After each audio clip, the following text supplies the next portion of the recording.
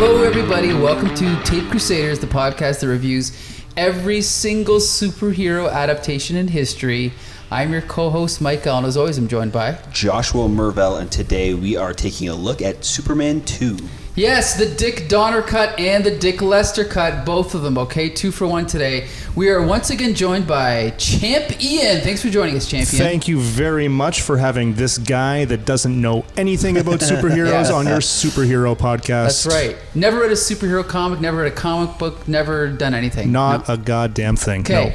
Perfect. And also to celebrate, we have a very special returning guest, Jordan Krug, Superman movie expert. Jordan Krug. I wouldn't necessarily say that. Well, you know more about... I didn't think I could ever meet someone that knew more about Star Wars and Superman, but you definitely do. You know about all the... Like, before the Dick Donner and Dick Lester cuts came... Dick Donner cut came out. Like, the whole thing, you knew all about the unreleased footage, right? And alternate cuts and all that. I do find the editing process fascinating because I am an editor. Right. For my career, so yeah, okay. And we should also say that as a kid, I didn't know who directed what, and I actually came across an interview with Richard Donner, probably 89, 90, in a magazine, and he was talking all about this whole thing because back then there was no internet, and he talked about how I actually did edit 70% of the movie, and he talked about basically he was like, all the good scenes are mine. Now when I read the article, I was like, what a prick, how arrogant. Well, we'll get back to that later, but there is some truth to that. Anyone who's listening to this review knows the story, but to the quick 140 character version is Richard Donner was hired to do Superman, but they also filmed Superman 2 at the same time. Right. However, partway through the production of both of those films, through disagreements with the producers, it was decided, you know what? Concentrate your time and money on the first one, finish that, and then we'll let you do the second one. And then they conveniently just fired him and did let him come back. Mm-hmm. I think in the meantime, Dick Lester had been brought on as a liaison, right? Yeah, he had worked with the Salkins on the Three Musketeer movies. Right. Three Musketeers and Four Musketeers, which that actually brought in something called the Salkind Clause, which just meant that you couldn't hire an actor for one movie and then use them in another without paying them. And this actually came to bite them in the ass again with Marlon Brando. Yes, interesting. We'll get to that. So Superman 1 comes out. It's a huge hit. I think it made $300 million in 1978 dollars. The second one was fairly successful, $200 million. I grew up loving it. I watched it over and over again. Many people think it's better than the first one. Then when the Richard Donner cut came out, I'll say that, and we'll get to this later, I was disappointed at first. After seeing it 2 or 3 times, I still didn't like it, but now this is maybe my 4th or 5th time, and I liked it a lot better, which we'll get to later. But first, we're just going to talk about the Richard Lester cut, the original cut of the film. And first, I'm going to ask you, Josh, I think we talked about this last time. You grew up watching these films, right? When I was young, I've seen them a couple of times, but same with the first one. Like the scenes were very familiar, but I'm not like intimately familiar with these movies. Okay. So the first movie, when I was watching it, it was almost like watching it again, but I had this familiar feeling while watching it with, some kind of moments stuck with me. Same with this one, particularly with like Zod and whatnot. But I don't know. I might be in the minority here, but I don't think I liked either of the cuts. Oh my goodness! I was surprised at how much I loved the first one. Sure. I don't know how I had revisited that movie since I was really young, and revisiting this one, I don't know. I didn't have the same feeling as the first one. There was just something off about it. Like many of the storylines and things just felt like they kind of just happened, and we'll talk about that later. Yeah. I think the one thing I'll say, I think the reason why most people like the second one, some people like the second one better, is because it seems like more of a self-contained story, whereas the first one is 45 minutes of Krypton, 30 minutes of Smallville, a little bit of funny Lex Luthor, then the real story begins, and it's kind of like an episodic movie, whereas the Superman 2 feels like one coherent story. But we'll get back to that in a minute. Okay. Now I want to ask Ian, because you were not on our Superman 1 review. No. Okay, so have you seen these movies before? It's like maybe. Wow, It's one of those situations where, like, I grew up in a time when these would have been on television at some point. They would have been on video. And at some point, I know that as a kid, I was plopped in front of the television, and whatever adult was there with me was like, "Hey, kid, Superman!" And then they went off to smoke cigarettes and drink wine or something. Whatever parents did back in the early '80s. So a lot of this felt familiar. A lot of these scenes, they jogged some sort of memory, but it's hard to tell sometimes if this comes from having watched the film or if it comes from the fact that a lot of these are tropes. Now, a lot of these are parodied or paid homage to in popular media. I've never, as an adult, sat down and watched Superman 1 or either of the Superman 2. Interesting. This, I'm going to call it a first viewing for me. Interesting.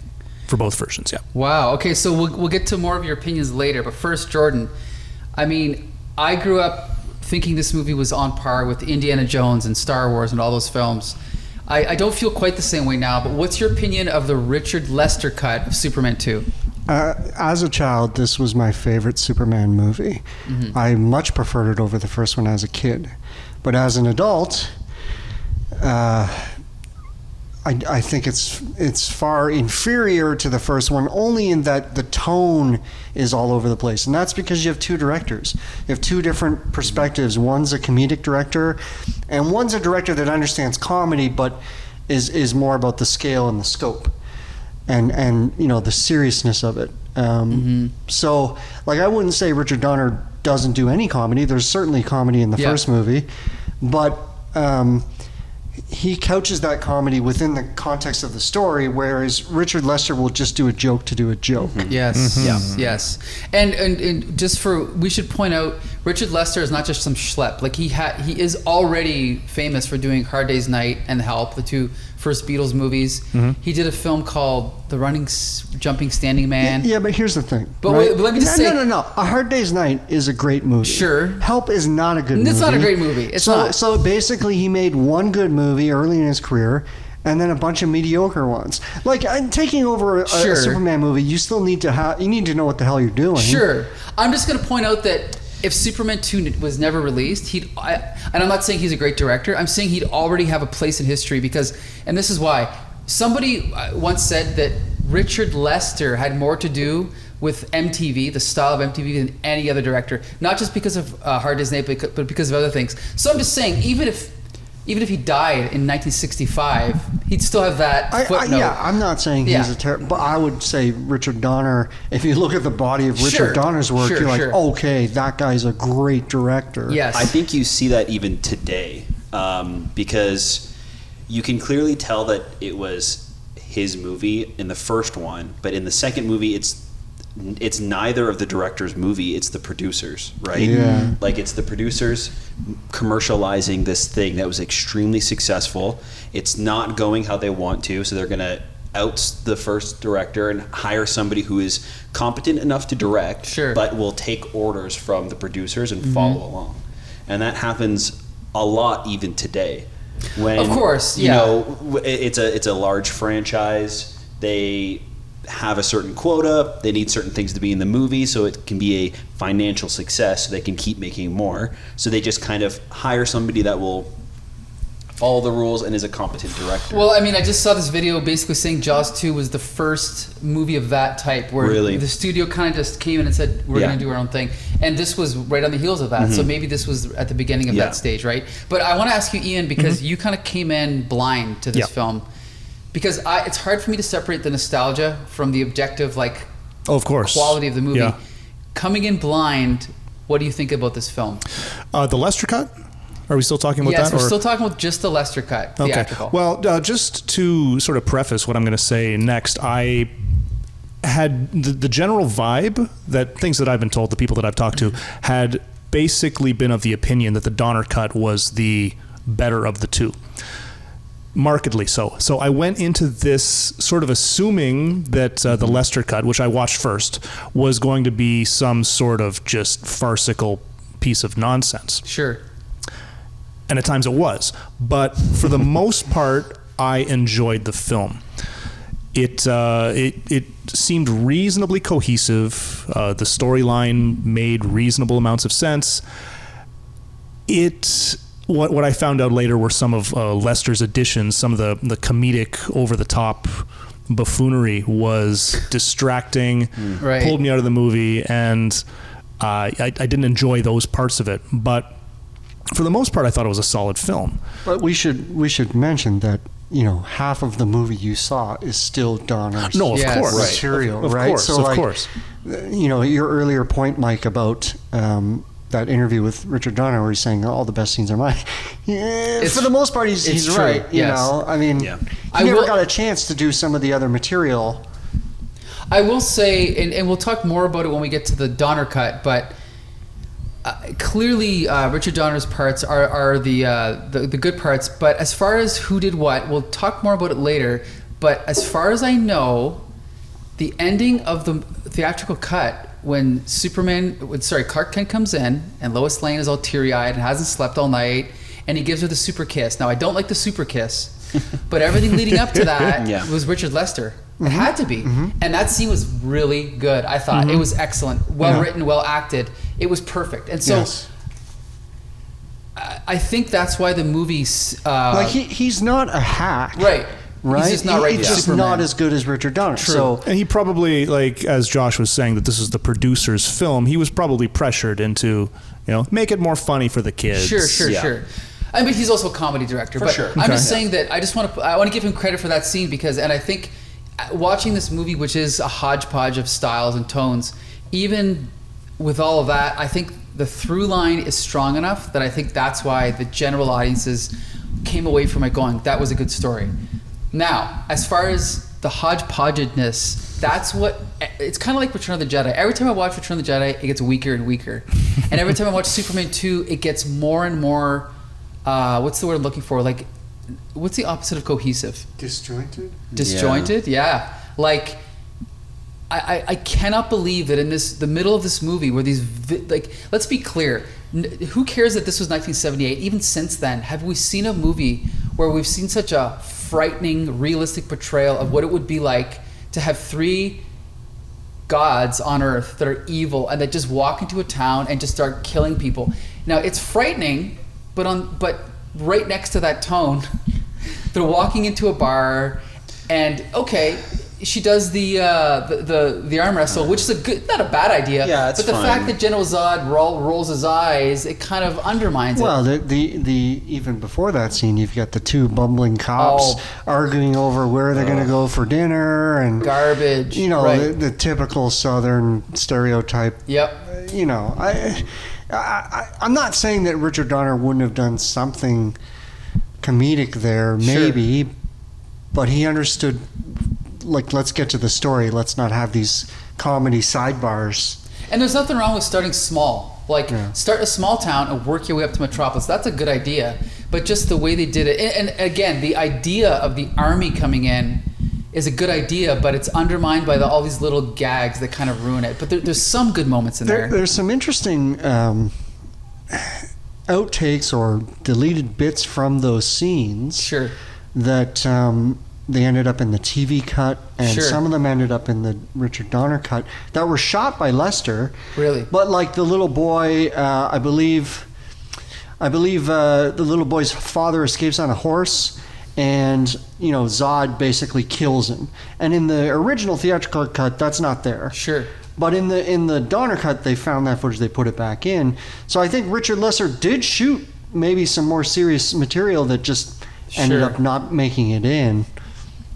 It's also remarkable watching both of these cuts to see how much was just like how much fat was shot and just left out for whatever reason by either director. I think it's important to note though that what we call the Richard Donner cut is not really. Oh yes, it's a different editor. We'll talk about that. There. We'll get there. But You're right. it's a bit of a misnomer to say that, you know. Yeah, he was involved and he signed off on it to a degree, but had he had the chance to make it in 1980, it would have been a completely different movie. It's not what exists now as the Richard Donner cut. And we'll talk about that. But so let's just talk about this theatrical cut. So, oh boy, also mismatches in even lighting, and that's something I didn't notice when I was a kid, but there is a marked difference between the cinematography, and I don't know his name, but the original cinematographer. I believe it's Jeffrey Unsworth. Okay.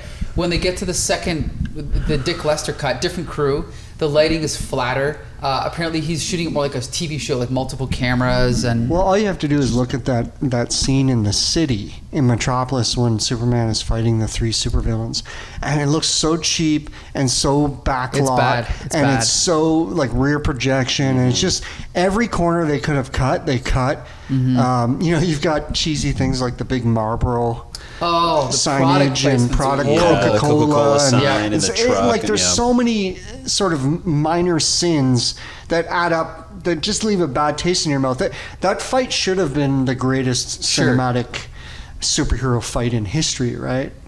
I think with a better edit, it would have been like there is stuff that's there that's good. Like again, looking at it from the point of view of the eyes of a kid, when Superman is fighting Zod, and I think, or he swings Non around and throws him, and then Zod, he's fighting him on top of the car. And then as a kid, when Ursa and Non pick up the bus, and Christopher Reeve, no, don't do it, and they throw the bus at him. Even as a kid, I'm like, oh my God, Superman is dead. Even Superman cannot survive the impact of a bus, right? So those scenes all work. The movie's over, those scenes all work. But then you're right. As soon as it gets to the flying, I have no idea what's going on. I don't know where they're looking. I don't know where they're positioned. It's terrible. Yeah. It's the worst. There's also a big disconnect for me in the theatrical cut, and to a lesser extent in the Donner cut, because some of it still exists. But they just give him random new powers. Oh, that's horrible. Like when the villains arrive on Earth,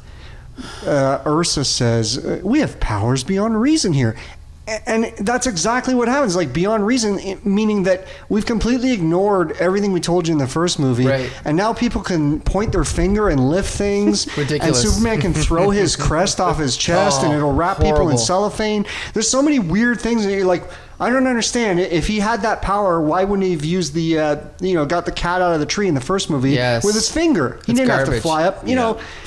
Also playing. Remember when they're in the Fortress of Solitude, playing that game where they vanish? Yeah, and that was vanish. so bizarre. And then Christopher Reeve, Superman, says, "Oh, we used to play this back in school when you were 3 months old." Like no continuity. Yeah, or erasing somebody's mind with a kiss. Oh, right. Okay. So there's all these leaps in logic because they're like, "Oh, it's just a superhero movie," and that's the thing is that Dick Donner was like verisimilitude. Everything has to feel real. So he clearly established, like, how many more powers does the guy need? He can fly, can do X-ray vision, he can do heat vision, he can repel bullets, all these things. And they're like, oh no, let's add like 5 more random powers. It makes no sense, No, it ruins the movie. It really does. But before we get to that, let's talk about the good things in the Richard Lester cut, because one thing that's definitely Richard Lester's is the opening scene with the Eiffel Tower. Okay. Now, I love that scene. It's not as perfect as I remember it, but it reminds me of like the cold open of a James Bond film or something like that. It's definitely a better open. Yeah. Josh, what do you think? I think it's a better open. It's a better open to the movie, but I kind of like the connection with the first movie. Sure. Being what frees the Kryptonians from the prison. Because it's like the original missile going up. I do like that better. Okay. Than having some weird moment in the Eiffel Tower with like an explosion. Like they're going to the top of the Eiffel Tower to put an explosion up there. And not you know what I mean? Like it's just a little weird. It is a fun action sequence and it's well shot. I like Lois like on the elevator and stuff like that. That's all fun, but I feel like it's a fun scene, but almost goes against helping set up the beginning of the movie, if that makes sense. I will say one reason I like it is because it takes you out of Metropolis, international. Again, the James Bond thing, like an international hero. Ian, what did you think of the opening of the Eiffel Tower? I really, comparing the two openings, I think that the Lester Cut's opening was far better. I don't know if it was...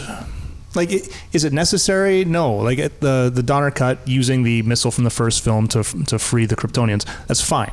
But I think it fleshes out the world a little bit more. Right. We know that Superman is doing things everywhere. Oh, there's a problem in France. Now he goes to France. I didn't like some of the... Oh, my goodness. I watched these back to back, so sometimes like which cut was this from? But there was a bit... I think it was Kal-El's mom. Yes, Susanna York, yeah. Who explained that they were encased in this, whatever it's called, and that... Phantom Zone, yeah. The Phantom Zone, and that only a nearby nuclear explosion could free them. And how convenient that happened to be explained to us. The next day. Yeah. Like, what a coincidence. We didn't need to know that, right? We just had to see it happening. Beyond that, I thought that that opening was far more interesting. I mean, theoretically, in the ultimate cut that we might see in the future, you could have both. You could have Paris, terrorists, then Lois jumping out the window in the Donner cut. Maybe, but I'm just saying we could do both. But it is a better opening. It's a more action-packed opening. Jordan, you're a fan? I think the opening of the Donner cut, as I remember it, is the scene with Lois inside the office where she's sort of remembering that. However, I don't think that opening has really been given a fair shake, because when I watched that Donner opening, I don't think that's Stuart Baird, the original editor. I don't think that's his cut. I think that's something they assembled from dailies later. Yep. And it's like, if you shoot a scene and you put 8 jokes in it, and you only keep 3, the 3 that work, and a scene gets tightened and tightened and tightened until it all works. And I feel like when I watch the Donner cut opening, it feels like an assembly to me. Yep. All the jokes fall flat. The pacing's wrong. Yep. Her performance is not quite right. Yep.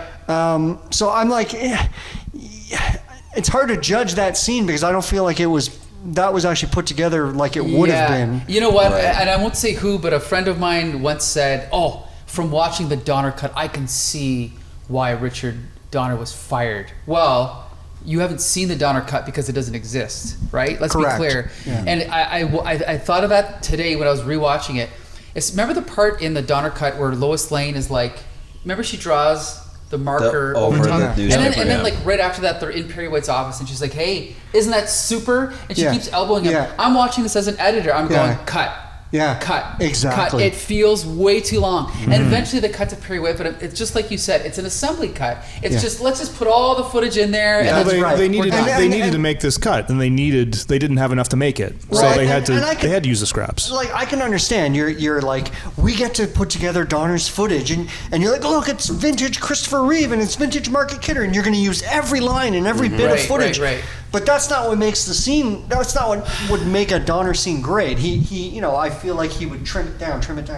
Right. They were just in love with the fact that they had this footage. And even the stuff they added, which they did add stuff, and again, we'll talk more about it later.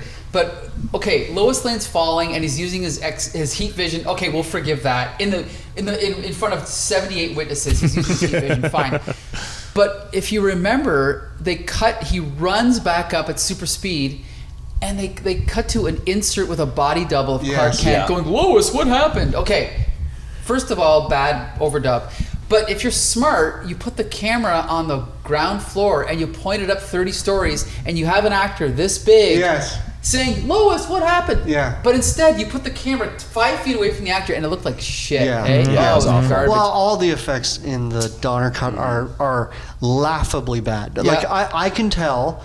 Because I've worked in this business for a long time, I can tell that they did all the effects in the Avid, and maybe they were done as temp at first, but then they didn't have any budget, and they're like, yeah, those are the effects. Let's move on, Okay, I want to talk about Niagara Falls because again, this is a favorite movie of mine from when I was a kid. The Christopher Reeve's acting, and I think this is Dick Lester, when they're in the hotel suite and he trips and his hand goes into the fire is amazing. Yeah. It's amazing. It's way better.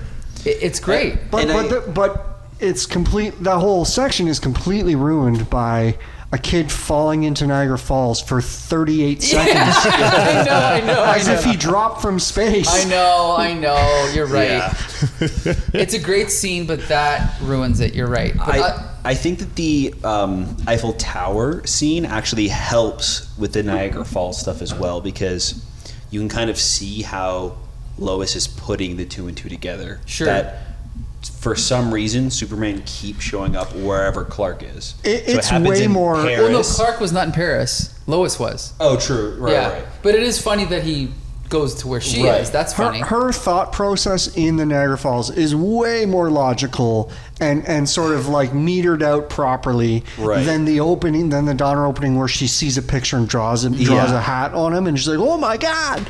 And to be clear, in both instances, jumping off of Niagara Falls and jumping off of, a skyscraper is crazy, but it's way easier to buy her jumping into a river. However, after putting the two and two together. But you got to give her credit. It was much more of a person. Like, she had more conviction in the Donner cut because she's like, I'm going to actually risk my life and jump out of a skyscraper.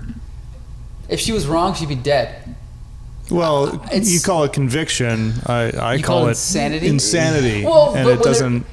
But when there is a man who can fly, it doesn't matter. But as a mortal, I'm not going to make that leap. In the Donner cut, she doesn't have a good enough reason to fully believe it. If she draws the picture and she's like, I kind of have a sneaking suspicion. And if there was maybe a couple more things, I can see that. It feels way out of place because obviously I know Clark is Superman, but I don't believe that she believes that at this point watching the Donner cut. I think what it also is the opening scene with her in the building doesn't feel like an opening of a movie. It feels like scene 3 or 4, right? Right, yeah. It could have been fit in somewhere else, but maybe not there, right? It wasn't a great opening. Anyway, we can't say enough about Christopher Reeve. He's a great actor. We should also point out that any scene with Gene Hackman was directed by Richard Donner. Right. Okay? That's right. He refused to do anything with Lester, he refused to come back. There's even a few interesting lines in the theatrical cut that are an impersonator. They're not actually Gene Hackman. Oh, really? And they're terrible. Yes, and if you know Gene Hackman's voice, they're easy to spot. So once they escape jail and they're in the balloon, I think that's where the overdubs start. There's 1 or 2. Then when him and Miss Tessmacher are on the Sea-Doo, north, Miss Tessmacher, north, all that stuff. Until the point where you could see his face in the Fortress of Solitude, it's all just a body double with overdubs. Really? Yeah, It's pretty bad too. And then the other time it really is noticeable is at the end of the original theatrical cut, when the Phantom Zone villains go to the Fortress of Solitude, they drop the body double off outside. Then the body double stumbles his way in, and remember all the scenes where Superman and Zod are doing those games? Mm-hmm. Gene Hackman's not there because he didn't want to come back, so they had to have a way to explain why he's not in them. So he comes in late, and that's why in the Donner cut he's there the whole time because they didn't because he didn't use all that shit, right? Exactly. So it's bad overdubbing. It's embarrassing. What are you gonna do though, right? Like, I here's what I think the Salkins did. They're like, okay, we made $300 million. We like struck lightning here. The second movie, the quality of the second movie doesn't matter, right? Because we will get asses in seats for the first couple weeks, and we will make our money back no matter what. The quality of the movie, we already spent the money to get the quality movie. The sequel, the quality of it doesn't matter. So we don't need Brando. We're not going to pay Brando. Screw Brando. We're not going to pay Donner. We're not going to bring Hackman back. We're just going to put together what we got. We'll shoot a few new scenes to connect it all together, and we'll put it out, and it'll make money. Which it did, right? And I think it's important too to consider that this was 1980. Right, and nobody is considering what the Blu-ray release is going to look like. True, right? I don't even know if home video, if it existed, it was still a nascent industry back then. So nobody's really going to consider this. Any sensible like if you were a producer and you were actually interested in making good movies, and you had just made Superman 1 and it was a worldwide smash, you would say, duplicate the formula. Yeah. I don't care what it costs, because we'll hit it out of the park again, because look what we did the first time. But they're just like, nah, it's too expensive. We'll just half-ass it. Yeah. We'll talk about a couple of the things they half-assed in a minute, but before we get to that, I want to just focus on the theatrical for a minute. Let's talk about the performances. Okay, now first of all, again, I grew up loving Gene Hackman. What did you think of Gene Hackman as Lex Luthor? I think Gene Hackman is brilliant. I think he was, aside from Christopher Reeve, he was the strongest actor in the film. Right. He, in both cuts, he was a standout. I think in the Donner cut, he stood out a little bit more, just because the tone of the film was a little bit more straight. And I think he worked even better there, just as that. But he was never over the top comedically. He was I don't know. He felt like he was a comic book villain. Right. But not in a Tommy Lee Jones Two-Face way. In a smart, funny, charismatic way, right? Yeah. I think in the Donner cut too, he has more time with Bachmeyer. And they have like more of a chemistry, it seemed like. I don't know. Tessmacher. Sorry, I didn't know who you meant. Yeah. Sorry, Tessmacher. There is more, and it's better. You're right. Yeah. She's great. She's perfect. Yeah, they have like a back and forth, it seems like. And I don't know why that stuff was cut for the original. Like, it is strange that you'd have a comedy director.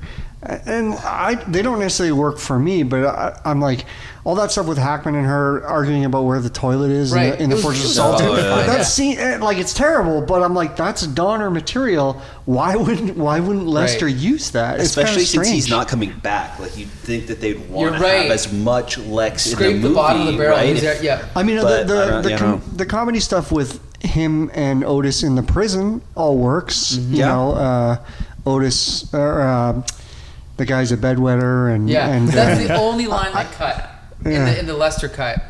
And I don't think it was necessary. But you're right, though, they kept everything else. I want my Liberace record back. Right. Like, there's a lot of jokes that are Donner's jokes, and they work.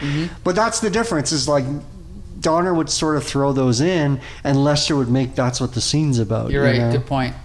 Even I gotta say, what's his name? Ned Beatty as Otis. I love Ned Beatty as Otis. Like when Lex Luthor sends him out to look for he's like, what am I looking for? You'll know when you see it. And he walks out and the ladder swings behind him, and then he turns around and it swings behind him the other way, and he's like, I don't know. Yeah, like, total Laurel and Hardy. Which is all Donner. And so again, we're like, oh, Donner doesn't do the comedy. There's a lot of comedy that Donner brings to the table. Yeah. But it works better somehow. Yeah. I think one of the reasons why it works better is because he picks his characters that are going to be the funny characters. He doesn't just scattershot comedy out there. So Otis is going to be the funny guy in this scene. Right. Yeah. That's a good point. He doesn't think of the joke first. He writes the characters first and lets the jokes come out naturally. It almost makes Lex funnier when he's reacting to him as well, right? Because he's the straight man. Yeah, he's the straight man, which makes his lines better. Right. Remember when he's like, what does he say? Something like, every man has a weakness. You, Otis, have many, or something like that. I can't remember what it is. Have two. He's on. Yeah, exactly. Like, I love just those little bits. And Otis, it just goes over his head. He doesn't notice. I love that bit. But okay, now we have to talk about. Okay, everybody loves Heath Ledger as the Joker. We got to talk about possibly the greatest supervillain in history, Terrence Stamp as General Drew Zod. Yeah. Oh my God! Like the way he delivers those lines. Okay, Jordan, I know you're itching to talk about it. Go ahead. Because it shouldn't work. It shouldn't work. You have a guy in a sparkly costume, baggy. He's like a skinny little dude, little British guy. It shouldn't work. And yet he has such screen presence that he's one of the most memorable villains of all time. Now, of course, again, you got to give credit to Donner because Donner cast him. Donner put him in Superman 1, albeit in a very minor thing, but Donner shot a lot of his material in Superman 2. There's some stuff that Donner shot them attacking the White House. Yes, and there was some stuff where Zod picked up a machine gun and started firing, and that was all cut out of Lester's stuff. But the scene with him and another Donner scene that's in the Lester cut is him with the president. I believe it's I forget the actor's name. Is it E.G. Marshall? Yeah. Oh, so good. And when the first guy gets down on his knee and he goes. you are not the president. You're not the president. Instantly, he's like, you would never kneel if you led so many people. Every scene Terrence Stamp is in is great, except for the stuff that Lester shoots, where he gives him like comedy eye rolls and shit like that, which doesn't suit the character. But yeah, it shouldn't work. If I showed you a picture of a guy in like, a black sparkly spandexy thing with the big V-neck. I think if you showed somebody that hasn't seen the movie a picture of him, it wouldn't work. Yeah. But in the movie, it does. Yeah, when it works really well. I just got to give a couple of my favorite lines. When E.G. Marshall kneels, he says, "There is one man who will never kneel.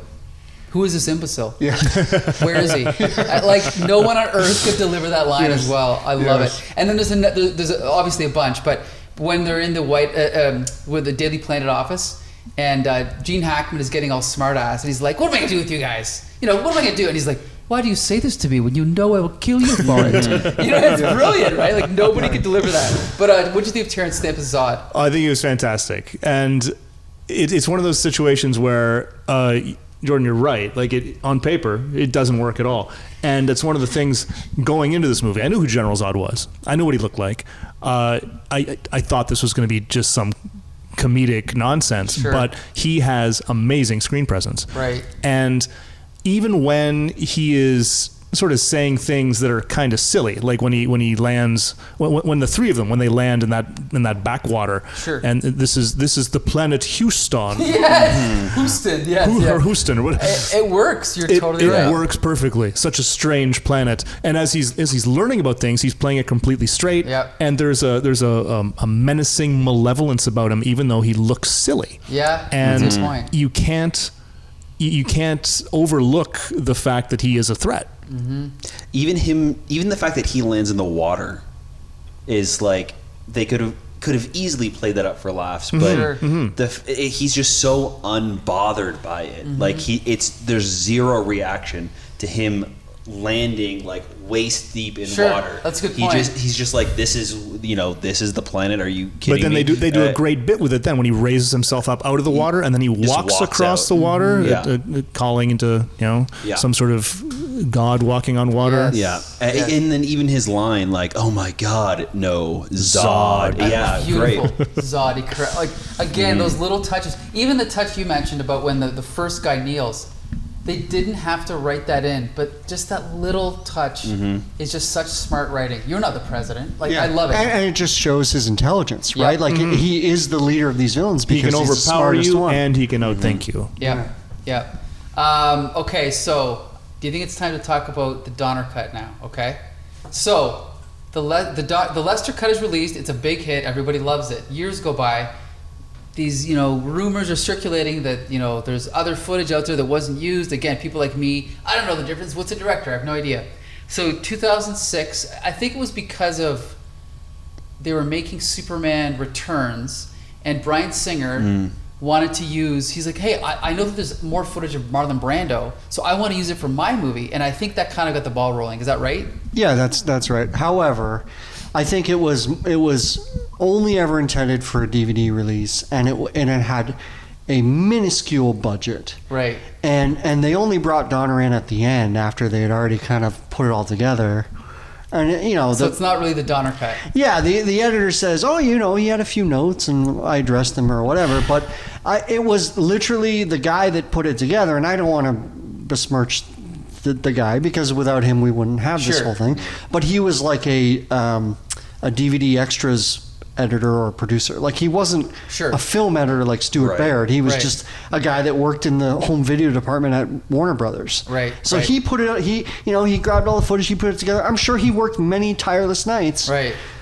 But one wishes that they had really seen the opportunity and really given Donner the budget and the time to really go through all the dailies and really go through all the stuff and put it together. Well, especially one YouTuber pointed out the budget for Blade Runner, the Blade Runner director's cut, right, was, I believe, you know more about this than me, but because of the 3 or 4, come on, however many edits there are. There's the original theatrical, there's the international, home release.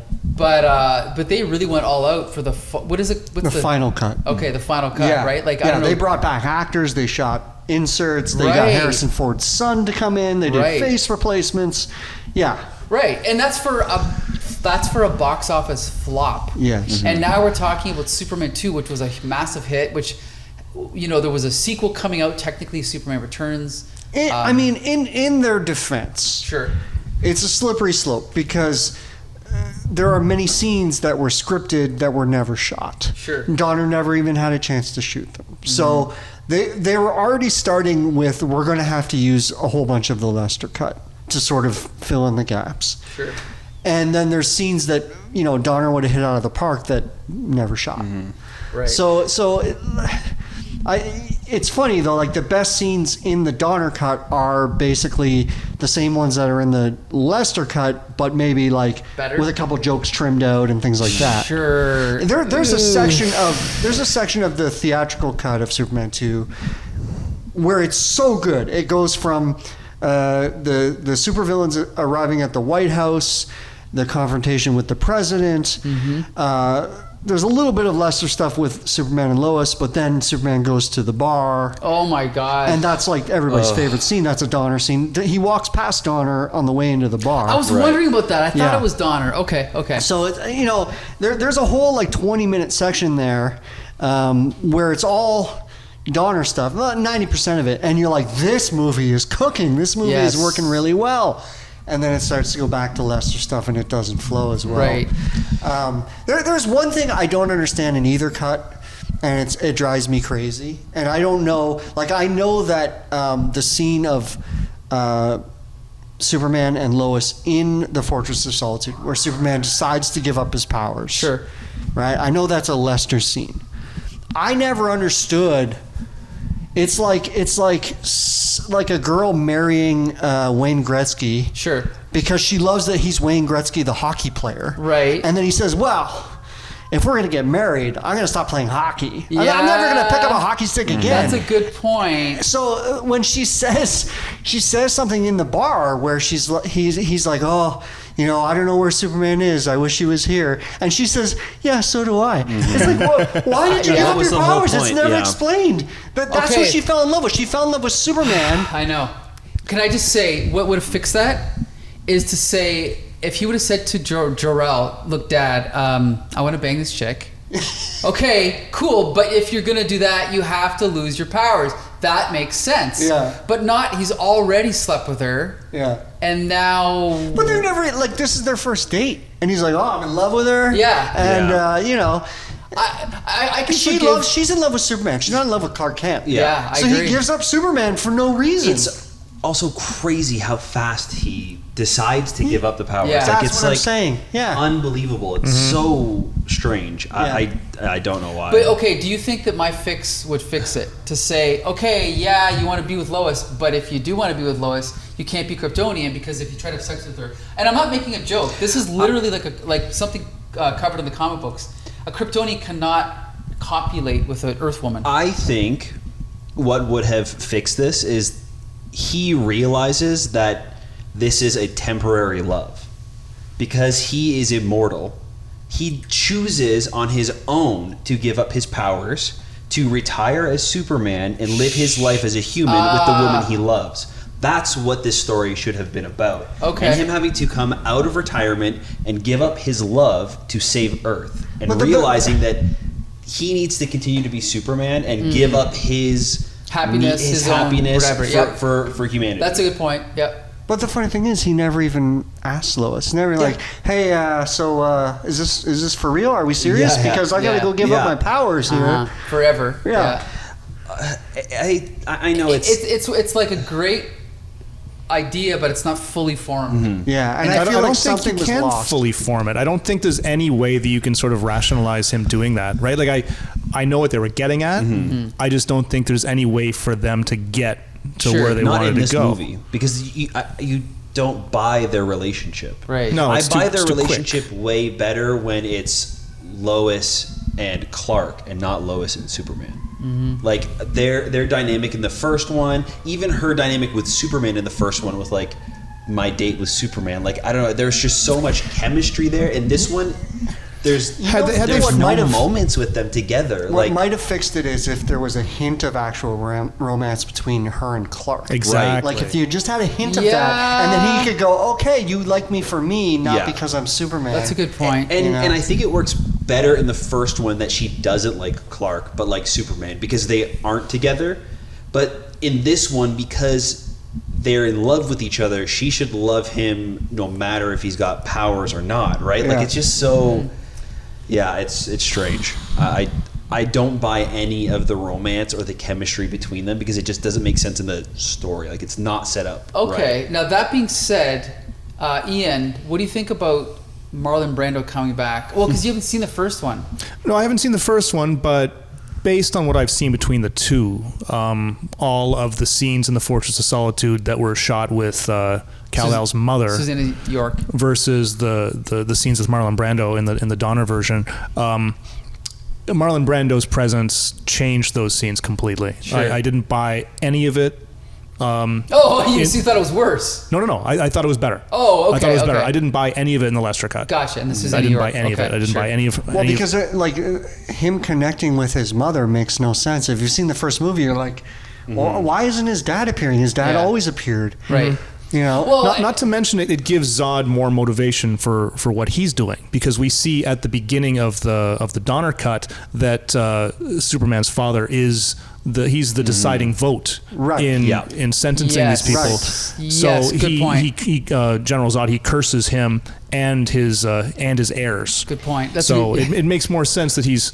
I mean, not that he wouldn't be focused on destroying Superman, but there's a personal element to it that doesn't exist in the Lester cut. If I'm remembering correctly, too, there is a slight downside to the Marlon Brando with Christopher Reeve scenes in the second movie, in that they were shot really early in production. I know what you're going to say. And so Christopher Reeve's acting is not quite there yet. He either they didn't choose the right takes. Again, you got an amateur editor putting it together. Maybe he didn't choose the right takes, but I don't feel like when Christopher Reeve screams "Father" in the first movie, in the theatrical cut. Yeah. It's great. It's got real emotion, and there's a different version of it in the Donner cut, which doesn't work as well. No, and also we pointed this out in our review of Superman 1. When in Superman 1, there's a scene that was cut from theatrical but put back in the home video release, where Christopher Reeve does something with his arms, and it doesn't look right. Right. And then in this movie, when he's trying to convince Jor-El, he's kind of like, shouldn't I be happy or whatever. You're right. His acting is like, that's not quite Superman. It's like you said, it's early in the production, because I think Brando was only on set for like 10 minutes. Like those scenes in $2 million. Like all the Fortress of Solitude stuff was the first stuff shot. Wow. Okay, that makes sense then. So yeah, his acting was like, his character was off in those scenes. However, I have to point out, again, watching this movie and appreciating it more than this cut and liking it more than before, when Brando introduces the Phantom Zone villains and they appear in the fortress, and you see, and he introduces them, Ursa, and then this is Non, and then Zod. I'm like, this is fucking awesome. These 3D holograms of these villains, and then music cues. Right. That's one of the only things that really knocked my socks off in the Lester cut. I don't know if you noticed that, Ian, but I did notice that. I also noticed that the hula hoops that were sort of rotating around them were less wobbly. Yes. Oh, I'm surprised they didn't try to fix that. That was terrible. It was a good idea, but yeah, you're right. Very wobbly. But I watched these movies under circumstances. I watched I watched the Lester cut. I actually put on my Oculus headset and I watched it in VR. So so it looked like I was watching it in a giant theater, right? Okay. And it was very impressive. And then I watched the Donner cut. I was just going to gloss through it because I thought, it's going to be pretty much the same, just a couple edits. So I just sat in the computer, watched it in VLC at 2 times speed. But then I stopped and I rewound that first scene as I was like, you know what? This is so much better. Like it was markedly, and I had to stop and pay a little bit more attention. So, but that's the thing is, the first 2 or 3 times that I watched the Lester cut, I was like, oh, what is it? Because I have to give a shout out to Marshall Svalchin and Christian Aldo, who opened the B Movie Ballroom in around 2005, 2006, and they played the Donner Cut when it came out, and I went there to see it by myself because no one wanted to go see it with me. Oh, and womp womp. and I was like, oh, this is cool, but you know, then a couple more times I felt the same way. But this time around, I started to feel like even the scene, the test footage, when Lois and Clark are. It's like, did you notice that one scene where they're at Niagara Falls, but it's not? Yeah, she comes out of the shower or something. And Clark's glasses change between the close-up and the wide shot, and his hair changes. Okay. Even that, and he's 40 pounds skinnier. right? even though their acting is kind of off, the continuity is kind of off, I still thought, you know what, I can forgive all that. And I really felt this time around that the Donner Cut was a better movie. With many caveats. With a caveat that it's a rough work print, we'll call it. Right. But it's a better movie. Yeah. Even though it's unfinished. Let's call it an unfinished better movie. What do you think, Josh? Yeah, I think the Donner Cut is better. It's hard to say which one is better and which one is worse, because I feel like there's great things and bad things in both. I think that there is like a really fantastic movie in between. Yes, I completely agree. I completely agree. I don't know that you could ever franken-cut the two things properly together to kind of bring out the best in both, because they are such distinct story pathways. It would be really hard to sort of, you have to kind of choose one or the other. But again, I think had they really taken the time and had the budget to do it properly when they made the Donner Cut, you might have gotten a better result. Yeah. You know? I think also now knowing the whole backstory with what you guys were talking about, I feel like the Donner Cut is kind of, they shouldn't have called it the Donner Cut. Like it's like the uncut bonus feature, like deleted scene cut. You know what I mean? I'm glad it exists. I'm glad we got to see that footage. I think we just have to be realistic that that's not, it's not the Donner Cut, it's the Donner footage put together, you know. Because half of the movie was done when he left, so we don't actually see the other half of his footage. Yeah, like I'd be really interested to know like the scenes that we all like from the Lester movie, like the that are Donner's footage. Right. Was that still Donner's editor? Like, did he have those scenes put together already? Right. Which I think, just judging from the way that they're edited and the way that the newer scenes are edited, the newer Donner Cut scenes are edited, I feel like Stuart Baird, the editor on Superman 1, had already assembled these scenes and put them together, and they just took them and wholesale threw them into the Lester Cut. Whereas the new footage that's in the Donner Cut, I feel like this was this other editor cobbling it together from dailies and interesting. I'm going to throw a couple numbers out. Apparently, union rules say in order for Richard Lester or any director to be credited on a movie that's already been started, they have to shoot 51% of the film. So it wasn't just that Lester had to complete the 30% of the film that was left. He had to reshoot about 20% of the film that was. So he had to scrap scenes that were already done or redo scenes that were already done. Interesting. So the theatrical cut is at least 51% Lester. The Donner Cut is also a lot of Lester because they didn't have completed scenes, so they had to use Lester footage just to make those transitions between Donner's scenes, right? Yeah. So it's like you said, there's something in between. And if I will say, I think that besides the special effects, the other thing that really ruins the Donner Cut is the ending. Because it's Ian, awful. You haven't seen Superman 1, but the whole thing about Superman flying around the world to reverse the rotation of the Earth, that came from Superman 1, didn't it? Yeah, it was written for Superman 2 and then used for Superman 1 because Donner was like, oh fuck, I'm going to get fired. Okay, well, I don't know how to end this movie. I'm just going to use the ending from 2 and put it in 1. But the problem is now if you watch these back to back, you have two movies that end the same way. So ideally, they would have said. I must say that the way that they put together the ending of the Donner Cut is amateurish. They're using stock footage. It's garbage. And they have like one shot of Perry White with his toothpaste going back in his tooth. It's so poorly put together. I agree. And who's that woman that looks kind of like Lois Lane. Yeah, they're using That stock. was They're supposed using to be her. Yeah, I'm they're using assuming. doubles. But it's like, okay, it's not Margot Kidder, so why Yeah. don't you get a blonde or a black girl, Yeah. not someone that looks like Lois Lane? That was just Yeah. stupid. And then stock Are you footage. talking about the girl at the typewriter? Yeah. That was supposed to be her. But it's not. But it's not. So I'm No, no, saying, no. Yeah, I I'm agree. saying we know it's not. So just make it Right. someone else. Right. And also the stock footage of the New York City street. It's clearly 2006. it's modern. Oh God, garbage. I also don't hate that it's not her because it's supposed to be like this is what the vision was supposed to be. So I can almost forgive it but for why that. don't you go behind the I agree. head or Sure. something? You know, Yeah. like if you're supposed to be faithful to the original Yeah. cut, sure, but it's not like that. It's not like that was the exact original vision. So it's No, like it's I know, something I know. new. It's so strange. And I'm just saying, like, but I can forgive the what's it called, the rehearsal footage, but that it's like I'd almost like there's got to be a Fair, shot yeah. of Lois Lane in the Daily Planet. Yeah, they went back and got all these dailies of all Yeah. these scenes they didn't use. They couldn't find a single shot of her on a typewriter. have one wide shot and then Yeah. just cut to the close up of the letters. Like, come on. So yeah, Ian. So that ending in the original.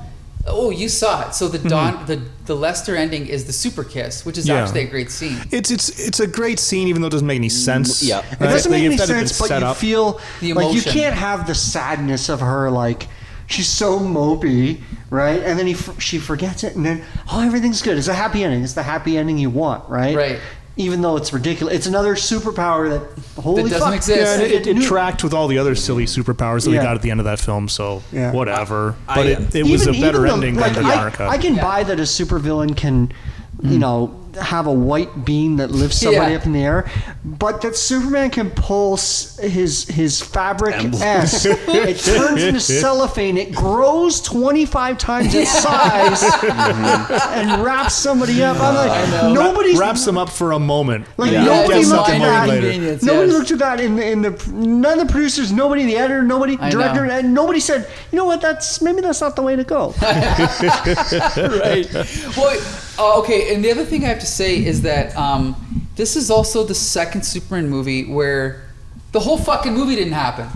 Because in the first, and this is, by the way, 90% of it didn't happen, 10% did. In the first movie, he goes back in time, wipes out everything, but Lois's car still doesn't start, and a couple other things kind of happen. In this movie, he turns back the clock, but he still goes back to the bar to have the fist fight with the guy. Yeah, which makes no How's that sense. possible? because he never even got into an argument with him Right, in this one. So right, in this exactly. one, So now he's just shows beating up an innocent guy. Yes.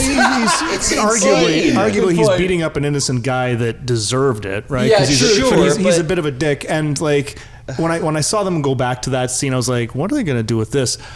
Had they cut the bit at the end? I guess it was. What does it mean at the end when the owner was like, "I just got this place fixed." No, right? yeah, Well, that that doesn't proves make the any other scene sense. happened. Yeah. Yeah, that makes no sense. Can I just say But that? I love those two scenes. Oh, like yeah. even from the Lester cut, those are still like you see Superman get his ass kicked, great. Then you see Superman kick the other guy's ass, Yes. great. You know, there's something I gotta say. One more thing. My final point about these movies. There's something because obviously I've seen them 1,000 times. There's something about these movies where when I'm watching Superman 1, and as soon as it shows, I think it's like the flying shot of like whatever Nevada mountains it is, you get that feeling in the pit of your stomach. Oh no, it's coming. The earthquake and everything's coming. And in this movie, it's the same thing. When he steps into the bar, there's that feeling like, oh no. Yeah. That scene's coming. And I swear there's something about 80s movies, granted I grew up in the 80s, like Richard Donner is a respected director, but he's not Martin Scorsese, right? But no one on earth could have directed that scene better. Everything about the shooting, the lighting, Yeah. the writing, everything's perfect. Like the Yes. actor that plays the bully, Yes. it is perfect. Yeah. In my opinion. Even the way that you got that really good realization, it's a plot point, but that the general's odds on the TV, Yeah. and he's like, who's this? What's happening? And Yeah. then, where have you been, pal? Right, Like it's like yeah. holy shit! Like the realization dawning on him that he has completely fucked up everything. Yes. Now this also goes back to I don't know who said it, but about the timing of the coincidences. Not only does Susanna York, Laura, say, "Oh, by the way, the only thing that can break them out of the Phantom Zone as a nuclear explosion, and the next day there's a nuclear explosion. In this movie, he loses all his powers, and like 2 days later, Zod takes over the Earth. What a coincidence! Yeah. The only time it was. And really they're like, "Oh no, you lost your powers." Zod. Well, I mean, there's a way. I know. The movie's got to happen though. Oh, and that's another. Sure, it is much better though in the Donner cut.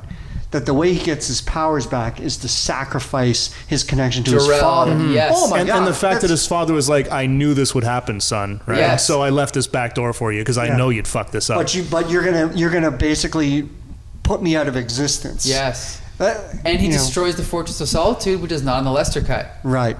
Now, I do have to say, I personally don't like the fact that this AI is intelligent. Like, it's actually Jor-El. It's actually Jor-El's life force. But I can forgive it. I don't care. But you're right. Because he sacrifices it, it kind of makes it okay. Because now, after this movie, it doesn't exist. What were you going to say? I don't know. I guess maybe I just didn't realize that he was sacrificing the AI. Because the AI, like, the little...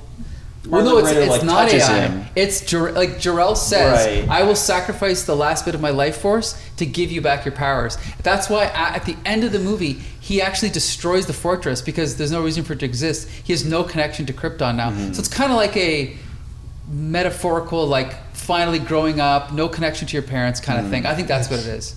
And by the way, that scene of him outside the fortress with Lois is great. When he officially breaks up with her. Whereas in the Donner cut, he kind of just drops her off at her apartment. The Lester cut. He drops her off at her apartment. It's kind of awkward. But anyway. There's some silly stuff in the TV version, which I believe is Donner footage, and I think they just shot it as an alternate, where you see the Arctic police taking away the supervillains. They survive. Yes, they survive. Somehow they survive the fall into the chasm, and like the Arctic police are. What are they going to like? The Arctic police. Yeah. By the way, do you have this footage somewhere?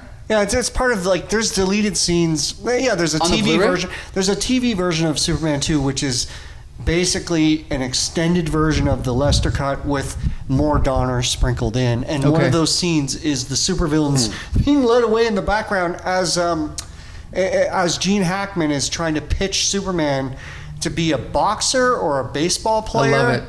Yeah. I got to see this. Yeah, so we talked about TV cuts on the Superman 1 review with Marshall because he didn't realize he had remembered all these scenes that were not in the Blu-ray release.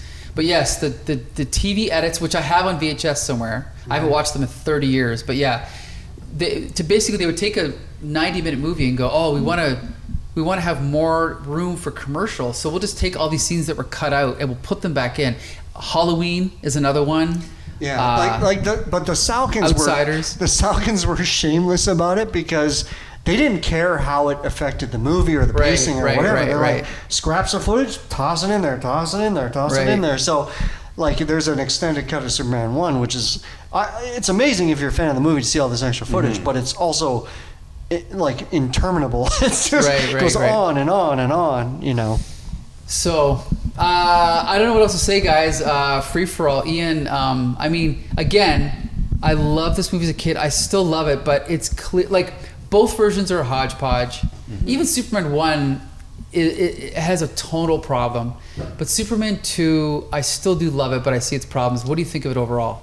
Well, I mean, considering some of the other movies that you've had me watch, this is probably the best one. Definitely tonal problems. I think that a lot of the tone issues were addressed in the Donner cut, but it didn't feel like a whole movie, and it just ended so weakly. I would like to see, personally, something, maybe a fan edit.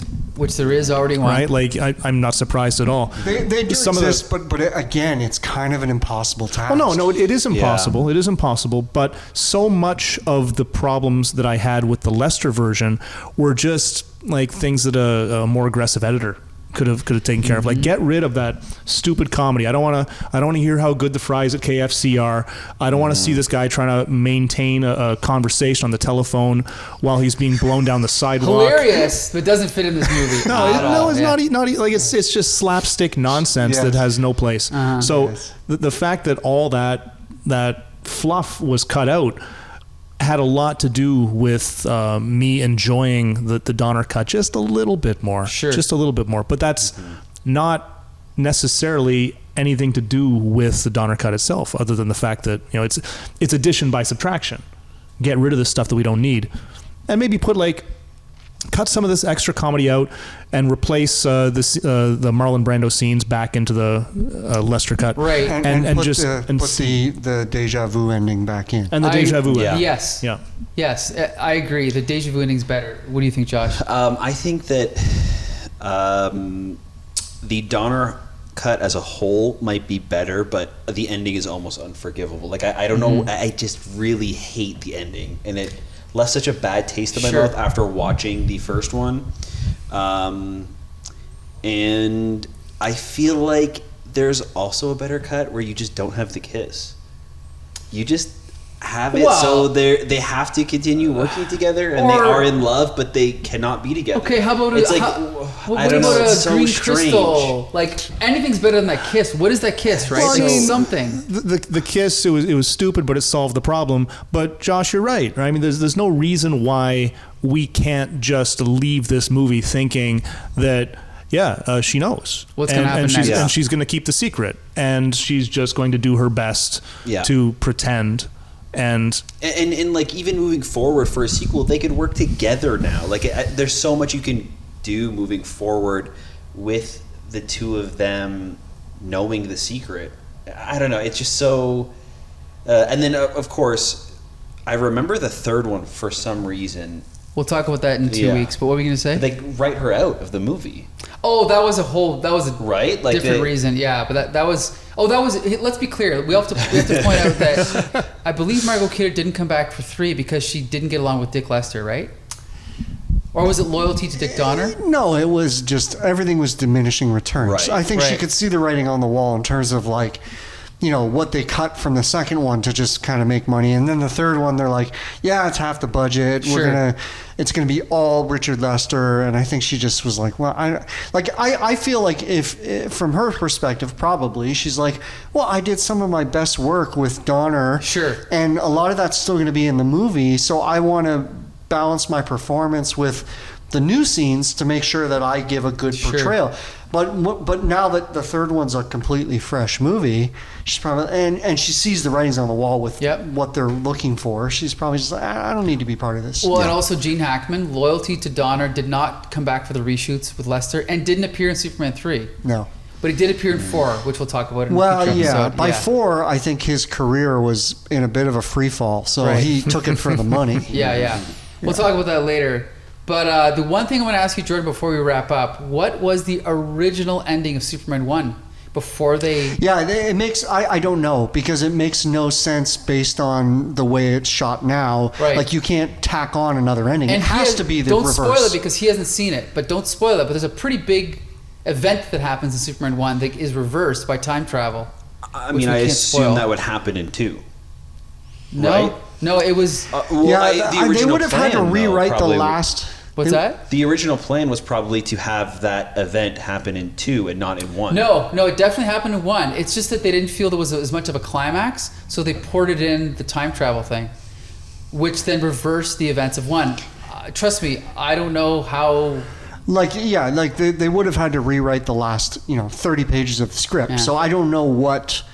I don't know what the other 30 pages were. Unless there was a different ending, then they ported in the time travel, then they rewrote it and said, oh, now we know we're going to erase it, so we can do what we want. Anyway, you got to watch Superman 1. I guess I do. It's fantastic. Really good. I guess I do. Watch the theatrical cut. Don't watch the extended version. And then watch the extended. And then we'll compare them. Anyway. No, I'm only going to watch one. Yeah, okay. Theatrical. Yeah. Okay, so is there anything else we want to say before we wrap up? I love Christopher Reeve. I love Gene Hackman. Yeah, there's a lot of great things in the movie. I feel like also, too, because I don't have the nostalgia for it, I'm just not as much of a fan of this one as the first one. I actually really love the first one. And I wasn't really a huge Superman fan going into rewatching the first one, so I was surprised at how much I loved it and was hoping to feel the same watching this one, and I just didn't. I don't know. I almost feel bad for not liking it because I know it's so loved, but I don't. It just I didn't work. It didn't work for me like the first one. It's not the Empire Strikes Back of Superman movies, right? Yeah, no. Yeah. Okay, I'll give you that. Ian, what do you think? I thought it was fine. I thought it was fine. It's I can see why people like it. There's also a lot of problems with it. Yeah. And I imagine a lot of I did a little bit of reading, and I know that Superman 2 is regarded as one of the few early examples of a sequel being better than the original film. I don't know. I haven't seen the first film, but there you go. You have to watch the first film. I have to watch the first film. But I mean, if this is better than the first film, if this is regarded as a sequel that surpasses the original, it's got to be a lot of nostalgia at play there, because there's a lot wrong with both of these films. Although I was impressed with the Donner cut, considering how much was missing from it to make an entire film. Right? There was enough better about it that I think it holds its own against the Lester. I'm not going to say that I liked one more than the other. Sure. I was impressed with how well it did, though, considering it's 3/4 of a film. There was some stuff in the one thing we didn't talk about is when they do the transformation scene in Superman 2 in the Lester cut, when he's losing his powers and they go to that the stop. Yes, it's cool. It's interesting, but it's kind of It doesn't cheesy. fit. But did you ever see the documentaries they did on the DVDs? They had some test footage in there of Christopher Reeve in this like red mirrored room with like one of those. It's not a kaleidoscope lens, but what do you call that? Where it splits all the facets. Yeah, I know what you mean. There's some like really cool footage in there that they never used. And I was like, you could have just gotten away with editing that stuff together, and it would have been. But you know what? Now, again, to be fair, when I watched the the Donner cut, I did fast forward through scenes that were duplicated because there's no point. But the one thing I noticed was missing was when Superman goes in the chamber the first time and he gets rid of his powers. Only the Lester cut has the part where he splits into two people. Remember? Right. In the Donner cut, he shows up in his civilian. Yes. He shows up as Clark, right? Right. I do. Yeah. There's It doesn't some make fake shots of. There's some double shots too in the Donner cut. I think at the end when he turns back into Superman or whatever, there are some shots you can see it's not Christopher Reeve. It's behind like glass. Right. And they shot some inserts. I remember that. Yep. Yeah. There was one other thing. Okay, when Margot Kidder comes out and she's in her Superman shirt, every time they cut to the front shot, is that not a body double? I think it is. It is. Yeah. Okay. There is that one amazing moment in the Donner cut where, and I will give the editor props for this, where Brando looks at her. Yes, It's the so side eye. good. Did you notice that? Yeah. That's a That great moment is a great moment. Yep. And it only lives in the. And the Donner cut. Yeah. I guess I just misunderstood that it was actually Jor-El, like a part of it. Well, I had always assumed it was like this AI was like trained almost with his consciousness, I don't so think it wasn't actually him, right? It was just like an intelligence that was. But in the first movie, in that deleted scene, he kind of like doesn't he kind of come to life? Or is it in this one where he puts his hand on his shoulder? In this Which one, in the Donner cut of this one, he puts his hand on his shoulder. Yes. So he does kind of come to life. But here's the thing: is it's never 100% stated whether it's really him. But in the Donner cut, he does say, "I will give up my last bit of life force to give you back your powers," or whatever. So, because I was just like, why is this robot giving Superman back his like? It just didn't make any sense. Like I don't know, everything about it was like so straight. Yeah. And I almost prefer it being ambiguous how he got his powers back. In the original cut, because he grabs the crystal that controls the machine, so maybe he just went back and reversed it in the machine. Like, sure. Is that all that they did in the Lester cut? He just he kind of looks at it and then it cuts away, and then he shows up as Superman again at the. He put them in there, and then he was up here. Yeah. Oh wow, Yeah. Well, but Hackman explains how he tricked the villains. Right. Hackman does not explain how he got his powers back. Right. Yeah, because we're assuming he gets his powers back by going into the chamber, but in the Donner cut. But apparently he wasn't supposed to be able to do that. No, in the Donner cut, Brando explains that he's going to give up his life force. To give him back. And he explains that he left this back door for him to get it right because he knew that he'd fuck it up. Right. I knew you'd get your first piece of ass and yeah. But it's just so weird. So he knew. like before, while the Krypton is exploding, he's like, one day my son's gonna lose his power, so I might as well. He knew Krypton was gonna. He knew he was gonna die. He said, "I'm not leaving Krypton." Yeah. Right. So he did put all of his. I feel like he uploaded his consciousness with his scientific technology into that crystal. That's why he's talking to him the whole way there. Right. Right. But it does. They play that as if it's just a recording. I agree with you. It's not like I'm Jarrell. I'm your father. Right, but even Gene Hackman in both versions says, he's not really here. That's it's a recording. Yeah. So that's where it's probably AI. I don't know. Yeah, and like he uses the crystals to play different messages and stuff. Like I don't know. Like the tree poem and all that. Yeah. Yeah. Who knows? Oh, I like trees. Yeah, it's like. One of my favorite others on lines is. We have all these things already. Like, I can give you this. I can give you that. I can give you this. Right. We have all these things already. Kill him. Yeah. Obviously, I love Brando too in those scenes. Of course. But I feel like, because they don't make it clear as to what he is. I think it doesn't work as well. I don't think we need story-wise. I don't know who he is or what he is, and the fact that he's sort of he transcends this recording that he was. Right? He's from Krypton. Planet Krypton, right? If you look at it as like a Force ghost, he's literally if he's a ghost, then it's supernatural and it doesn't matter, right? It's just. But then he can also come back, right? If that's the case. Can he? I don't know. Well, I mean... Can a ghost come back? I don't know. But at least with a ghost, you kind of go, oh, well, it's supernatural, I don't know. But if it's AI, now it's scientific, now it's real, what can it do? But if you don't, it's better to just not say what it is, right? To leave it a little bit mysterious, I think. Yeah.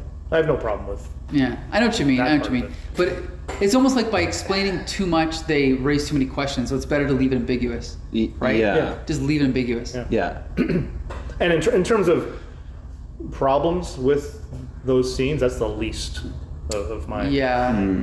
I know what you mean, though. I know what you mean, though. It's always bothered me, too, like, what is he? I know what you mean. I know. Yeah. And it doesn't... If he hadn't given him back his powers, I wouldn't care what he is. Sure, but now you're like, well, if he's just a computer program, how can he do that? Yeah, like, it's like... They leave it ambiguous, so you're not really sure, but then they give him all of these, like, powers, which is like, okay, well, then all of these other things are like written out and it's not ambiguous anymore. It's strange. I don't know. All right. I guess that's it then. That wraps up our review of Superman 2, the Richard Donner cut and Richard Lester cut. I want to thank Jordan for joining us, the Superman movie expert, right? Just so you know, the invitation is on the table for Superman 3 and 4, just so you know. I think we should do 3 and 4 together. They don't deserve their own episode. Oh, okay, we'll consider it. But if you come back, then we'll talk. Anyway, I want to thank Champion for joining us. Thank you so much for having me as your fish out of water character. There you go, yeah. And I'm sure this ranks near the top, even though it's not that good, it ranks near the top in your ranking for all the movies we've reviewed, right? It's no Doc Savage, but it's up there. Nothing is Doc Savage. And Josh, you can take it from here. Yeah, thank you guys so much for listening to the podcast. You can find all of our stuff on our website at thecomicbooksyndicate.com. You can find all of our stuff also over on our YouTube and Facebook. We're starting to slowly kind of do some video podcasts as well, particularly with our comic review stuff, so we can have some visual representation of what we're talking about up on the screen. And starting next week on our Swamp Thing review, we're going to be doing full cameras. Remember? That's right. Yeah. So, and this is also coming out later on because of the strike. That's right. So who knows what's even happening with our other podcasts at this point. But yeah, let us know what you guys think about the movie, the comics we're talking about. Leave us a comment, leave us a review, and keep in touch. That's right. Until the next time, see you later.